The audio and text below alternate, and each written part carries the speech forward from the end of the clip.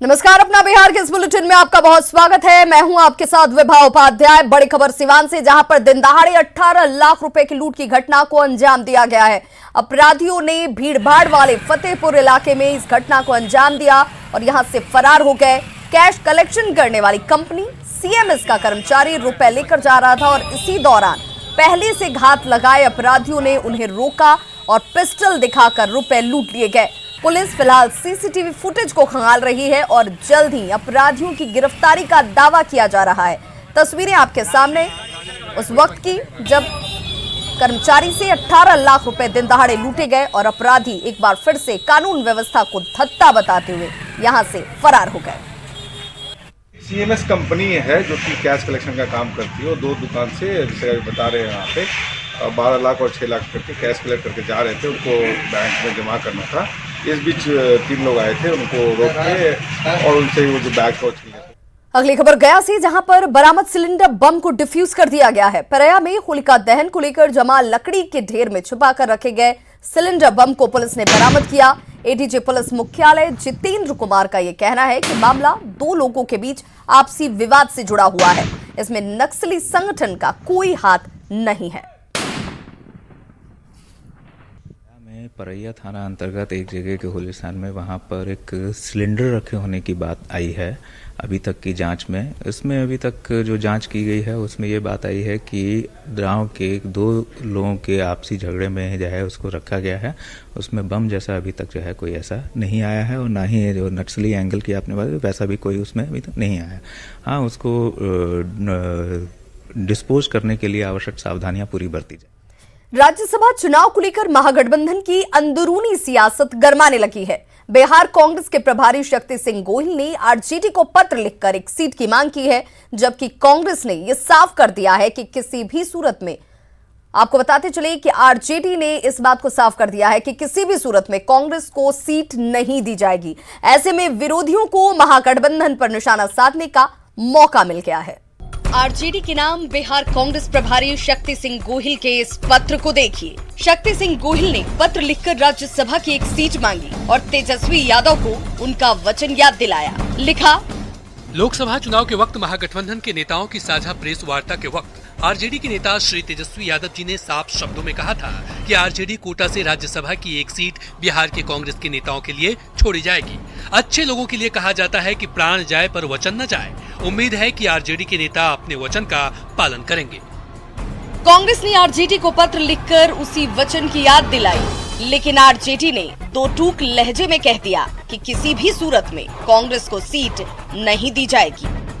अभी के दौर में हम जब सिर्फ छोटी मोटी चीजों के लिए नहीं लड़ रहे हैं, संवैधानिक मूल्यों के लिए लड़ रहे हैं, तो बड़ी लड़ाई के बड़े गोल को देखें और इन चीजों को थोड़ा किनारे करें। राज्यसभा चुनाव के पहले आरजेडी और कांग्रेस के बीच शुरू हुई जुबानी बहस पर जेडीयू और बीजेपी के नेता तंज कस रहे हैं, जबकि कांग्रेस नेताओं का कहना है कि उन्हें इन पार्टियों की नसीहत नहीं चाहिए। अब हम लोग कुछ दिनों में किताब में पढ़ेंगे कि कांग्रेस जैसी एक पार्टी हुआ करती थी इस देश में, जो आज कभी लालू जी के सामने गिड़गिड़ाया करती थी, आज तेजस्वी के सामने लोट कर घुलट कर राज्यसभा की एक सीट लेना चाहती है। तो कांग्रेस पर तो हमको तरस आता है। ये भीख मांगने का काम करता है लालू यादव से। जेडीयू की क्या हैसियत है? अगर नीतीश कुमार जी नेता हैं, 15 साल से सीएम हैं, तो अकेले चुनाव लड़ के देख लें। खैर, आरोप प्रत्यारोप तो अपनी जगह पर है, लेकिन देखना होगा कि आरजेडी की न के बाद महागठबंधन की सियासत कौन सा करवट लेती है। न्यूज़ 18 के लिए पटना से अमित कुमार सिंह और दिल्ली से अमितेश के साथ ब्यूरो रिपोर्ट। तो राज्यसभा की एक सीट को लेकर महागठबंधन में मची खींचतान पर आरएलएसपी का बड़ा बयान सामने आया है। आरएलएसपी नेता माधव आनंद ने कहा कि लोकसभा चुनाव के पहले आरजेडी ने वादा किया था और अब गठबंधन धर्म का पालन करते हुए उन्हें अपने वादे को निभाना चाहिए। सीटों की बंटवारा भी हो गई थी, उसके बाद प्रेस वार्ता हुआ था। उस समय मनोज झा जी ने ही कहा था, क्लियरली कहा था, महागठबंधन के अन्य पार्टी के लोग भी उसमें मौजूद थे, कहा था कि पहला सीट जो है कांग्रेस को जाएगा। तो वैसे तो ये आरजेडी और कांग्रेस का मुद्दा है, लेकिन महागठबंधन के तमाम नेता वहां मौजूद थे, पब्लिक डोमेन की बात है। मुझे लगता है गठबंधन धर्म का पालन करना चाहिए। कमिटमेंट अगर किया है तो कमिटमेंट भी आरजेडी को पूरा करना चाहिए। तो वहीं बिहार कांग्रेस प्रभारी शक्ति सिंह गोहिल ने आज फिर कहा कि वे अपने पत्र पर कायम हैं और हमने सिर्फ वादे को याद दिलाने की कोशिश की है। कंडीशनल बात नहीं थी, बहुत साफ तौर पे तेजस्वी जी ने कहा था कि आरजेडी कोटा से एक राज्यसभा की सीट हम कांग्रेस के बिहार के नेता के लिए देंगे। वो भी मैंने क्लियर करवाया था कि बिहार के कांग्रेस के नेता के लिए। तो मैंने सिर्फ उसी बात को, क्योंकि इधर उधर की बातें आ रही थी, ना लालू जी ना तेजस्वी जी ने मेरे से कोई ऐसी बात नहीं की थी, पर एक पब्लिक डोमेन में था तो क्लैरिटी होना ज़रूरी था।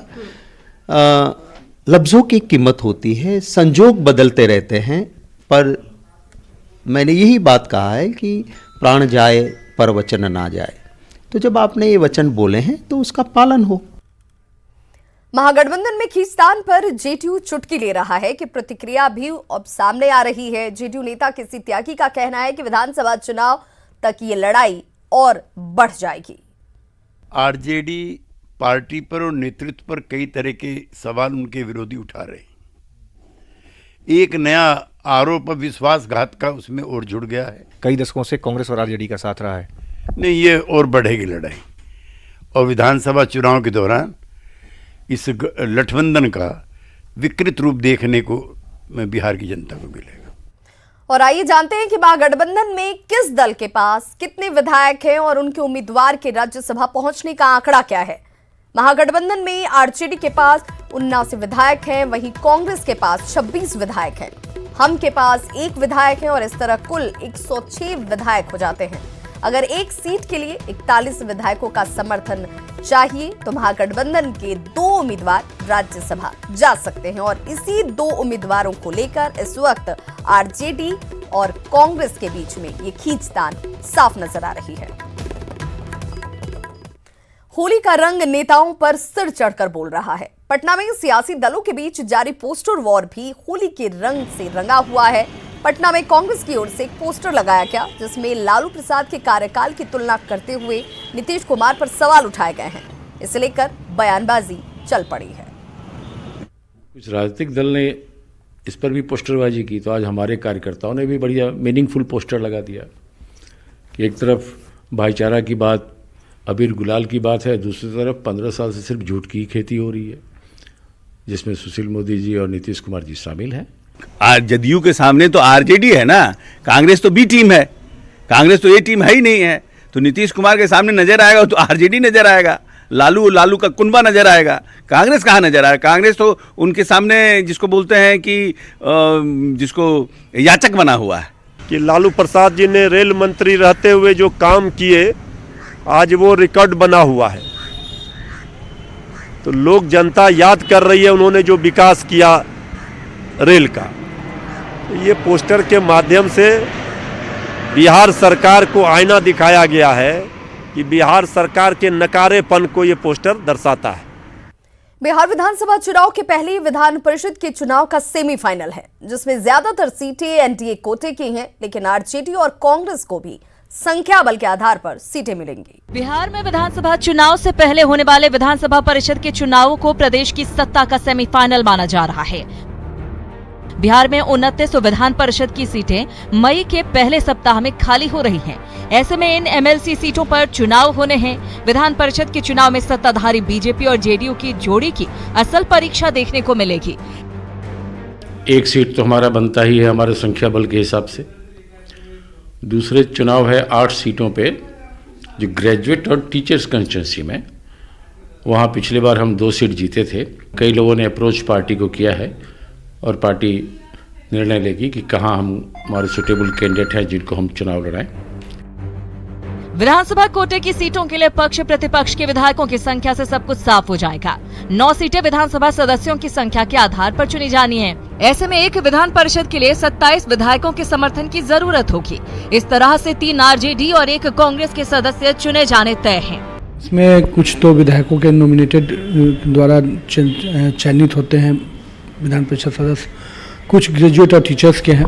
जो ग्रेजुएट और टीचर्स के हैं वो कई उम्मीदवार अपनी जो पुराने हैं वो लोग अपनी तैयारी कर रहे हैं और निश्चित रूप से पार्टी और तीनों दल मिलकर उस पर निर्णय करेगा। शिक्षक और स्नातक निर्वाचन क्षेत्रों में मतदाता पढ़े लिखे हैं, वो देश और राज्य की जो राजनीतिक पृष्ठभूमि है उसको बेहतर तरीके से समझ सकते हैं और शासन के नरेंद्र मोदी जी का जो मॉडल है और बिहार में नीतीश कुमार जी का जो एक करिश्माई चेहरा है, इसका फायदा एनडीए के उम्मीदवारों को इन 8 सीटों पर मिलेगा।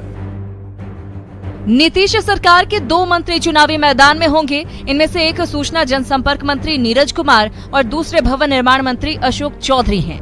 नीरज स्नातक कोटे से विधान परिषद सदस्य हैं तो अशोक चौधरी विधायक कोटे से एमएलसी चुनकर आए थे। विधान परिषद के कार्यकारी सभापति हारून रशीद भी विधायक कोटे से एमएलसी चुनकर आए हैं। न्यूज़ 18 के लिए पटना से ब्रिजम पांडे की रिपोर्ट। सीवान के बढ़हरिया विधायक श्याम बहादुर सिंह एक बार फिर से सुर्खियों में हैं। श्याम बहादुर सिंह ने जीबी नगर तारावाड़ा थाने के बाहर धरना दिया और श्याम बहादुर सिंह का आरोप है कि थाना प्रभारी प्रमोद कुंवर ने बिना वजह उनके भाई के घर छापेमारी की। हालांकि एसडीपीओ के आश्वासन के बाद श्याम बहादुर सिंह ने अपना धरना खत्म कर दिया, लेकिन सवाल यही कि अगर विधायक के भाई गलत होंगे या गलत करेंगे तो पुलिस उनके खिलाफ कार्रवाई ना करे। अपने समर्थकों के साथ जमीन पर बैठे इन महाशय को तो पहचानते ही होंगे आप। अपनी अजीब अजीब हरकतों के लिए चर्चित बढ़हरिया के जेडीयू विधायक श्याम बहादुर हैं। चेहरे पर रंग देखकर धोखा मत खाइएगा। श्याम बहादुर सिंह यहाँ फगुआ गाने के लिए नहीं बैठे, धरना दे रहे हैं। धरना वो भी थानाध्यक्ष प्रमोद कुंवर के खिलाफ। विधायक जी पर तो अभी होली की खुमारी ठीक से चढ़ी भी नहीं थी कि पुलिस ने रंग में भंग डाल दी। शराब की सूचना पर पुलिस ने श्याम बहादुर सिंह के भाई के घर पर छापेमारी कर दी। फिर क्या था, श्याम बहादुर सिंह आग बबूला हो गए। समर्थकों के साथ सीधे जीबी नगर तरवारा थाने पहुंच गए और गेट के बाहर धरना देना शुरू कर दिया।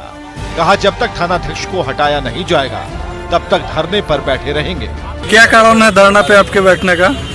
अनावश्यक हमारे भाई के घर में छापामारी कोई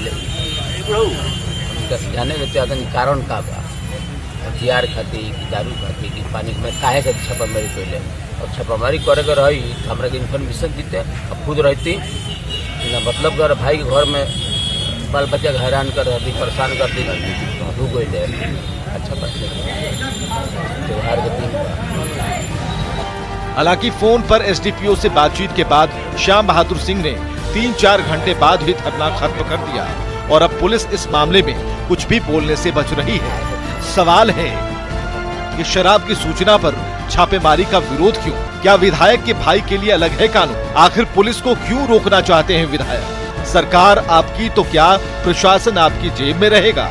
न्यूज़ 18 के लिए सिवान से मृत्युंजय कुमार की रिपोर्ट। तो भाई के घर पर छापेमारी के बाद बौखलाए जेडीयू विधायक श्याम बहादुर सिंह ने जीबी नगर तरवारा थानाध्यक्ष पर ही शराब बिकवाने का आरोप लगा दिया। श्याम बहादुर सिंह ने कहा कि छवि बिगाड़ने के लिए उनके भाई के घर छापेमारी की गई। श्याम बहादुर सिंह ने इस मुद्दे को विधानसभा में उठाने की भी बात कही। क्यों पड़ा? चुनाव नजदीक बा, पॉलिटिकल व्यू से जो हमारे विरोधी तो साजिश के तहत अगर हमारा घर में कुछ मिलल होके तो जौन पनिशमेंट मिली हम भोगे के तैयार बनी, लेकिन पॉलिटिकल। पटना में सेक्स रैकेट का खुलासा किया गया है। पुलिस ने संचालिका समेत 4 लड़कियों को गिरफ्तार किया है। पुलिस ने पीरबहुर थाना क्षेत्र के बिहारी साव लेन में छापेमारी की और सेक्स रैकेट का खुलासा किया। फंसाया गया है हमको। हमारे यहाँ इतना दिन रही, कभी कोई गलत काम नहीं करवाया मुझसे। हमको सिर्फ एक मोबाइल के चक्कर में, आपसी झगड़े के चक्कर में फंसाया गया है सर, और कोई बात नहीं है सर। ये तीनों महिला और रूबी के पति के खिलाफ मामला दर्ज किया गया है, इमोरल ट्रैफिक एक्ट का और बलात्कार का। होली में शराब तस्करों से निपटने के लिए मुजफ्फरपुर पुलिस और उत्पाद विभाग पूरी तरह से तैयार है। टीम बनाकर पुलिस जगह जगह छापेमारी कर कार्रवाई भी कर रही है। पिछले 1 हफ्ते की बात की जाए तो कई शराब के अवैध ठिकानों पर छापेमारी की गई। साथ ही जब्त शराब को नष्ट किया गया। NH 28 और NH 722 पर पुलिस की खास नजर है। सुदूर ग्रामीण इलाकों में सभी थानों की पुलिस संदिग्ध कारोबारियों के अड्डों के साथ साथ ताड़ी दुकानों में भी ऑपरेशन चला रही है। एक्शन के तहत सभी हाईवे का जो संदिग्ध होटल है जहाँ पर बाहर की गाड़ियाँ खड़ी होती है उसको जांच कराया जा रहा है। मुजफ्फरपुर नगर थाना क्षेत्र में यह निर्णय लिया गया है कि कहीं से भी 1 बोतल शराब चाहे चुआ हो, तारी हो, कुछ भी हो, नहीं बिक सकता है। दरभंगा में प्रेम विवाह का एक अनोखा मामला सामने आया। प्रेमी के घर वालों ने जब शादी से इनकार कर दिया तो लड़की थाने पहुंच गई। आखिरकार लड़के और उसके घर वालों को थाना तक आना पड़ा और थाने में काजी ने दोनों का निकाह कराया। ये है दरभंगा का महिला थाना। रविवार को यह थाना एक निकाह का गवाह बना।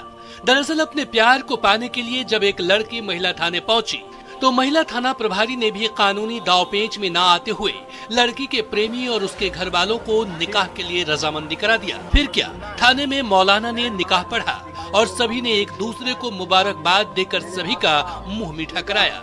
जब मोहम्मद मुन्ना को बुलाया गया थाने पे, वहाँ से बुलाया गया तो वो आया और निकाह करने के लिए वो तैयार हो गया।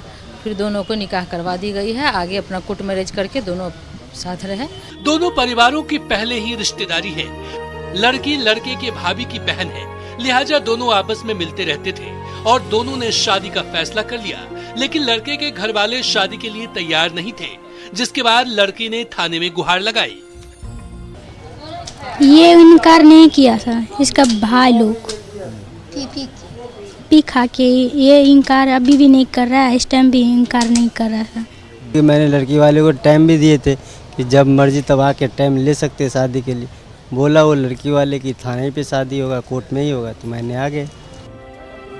मामले को सुलझाने में पूर्व पार्षद रीता सिंह ने बड़ी भूमिका निभाई, जिसके बाद इस निकाह का रास्ता साफ हुआ। लड़का से बात की, अलग से लड़की से बात की। मुझे लगा कि इस लड़की को इंसाफ मिलना चाहिए और लड़का भी एक्सेप्ट किया कि हाँ हमारा निकाह तय था। शादी के बाद सबने वर वधू को आशीर्वाद दिया और महिला थाने की पहल की तारीफ की। दरभंगा से न्यूज़ 18 के लिए विपिन कुमार दास की रिपोर्ट। आज होलिका दहन है और इसे लेकर अग्निशमन विभाग अलर्ट मोड पर है। होलिका दहन को लेकर विभाग के कर्मचारियों की स्पेशल ड्यूटी लगाई गई है। कंट्रोल रूम भी पूरी तरह से तैयार हैं। फायर ब्रिगेड के कंट्रोल रूम का जायजा लिया संवाददाता ब्रिजम पांडे ने। मौजूद हूं बिहार अग्निशमन विभाग में और आपको बता दें कि ये पटना जिले का कंट्रोल यूनिट है, जहां तमाम जगहों से पटना जिले से फ़ोन यहां आता है और यहां से जो अग्निशमन की गाड़ियां हैं भेजी जाती हैं, रिपोर्ट दर्ज किया जाता है। देखिए होली को लेकर विशेष तैयारी है। इस फाइल में देखिए, इस रजिस्टर में देखिए लिखा हुआ है होली ड्यूटी और उसके मुताबिक तमाम गाड़ियों का नंबर भी लिखा हुआ है कि किस तरह से कौन सी गाड़ी किस इलाके में जाएगी और कहाँ उसकी ड्यूटी होगी। तो ये पटना ज़िले का पूरा कंट्रोल रूम है। जो कर्मचारी हैं जिनकी ड्यूटी लगी है वो यहाँ मौजूद हैं। 6 बजे से तमाम जो कर्मचारी हैं, तमाम जो अधिकारी हैं वो अलर्ट पे रहेंगे कि कहीं से भी फ़ोन आए तो वो मूव कर सके। तो 6 बजे के बाद ये तमाम जो पूरा यूनिट है वो तैयार हो जाएगा। आपको बता दें कि यहाँ तमाम जो गाड़ियाँ हैं वो पूरे अलर्ट पे हैं। आप दूसरी तरफ की हम तस्वीर आपको दिखा देते हैं। देखिए दूसरी तरफ की जो तस्वीर है, तमाम गाड़ियों को दुरुस्त कर लिया गया है। जो गाड़ियाँ हैं वो दुरुस्त हैं, जो अग्निशमन की ये तमाम जो गाड़ियाँ हैं वो दुरुस्त हैं। वहीं कई जगहों पर पॉइंट्स बनाए गए हैं जहां अग्निशमन की गाड़ियां आएंगी और कहीं से भी फ़ोन आएगा तो तुरंत वायरलेस से, तुरंत वॉकी टॉकी से उन्हें सूचित किया जाएगा और वो आगे मूव करेंगे। तो फायर ब्रिगेड की जो यूनिट है वो पूरी तरह से तैयार है। बिहार अग्निशमन का ये पूरा विभाग तैयार है कि यदि होलिका दहन में कुछ अनहोनी होती है तो ये तुरंत उस पर काबू पा लेंगे। कैमसन मनोज के साथ विजम पांडे, न्यूज़ 18 पटना।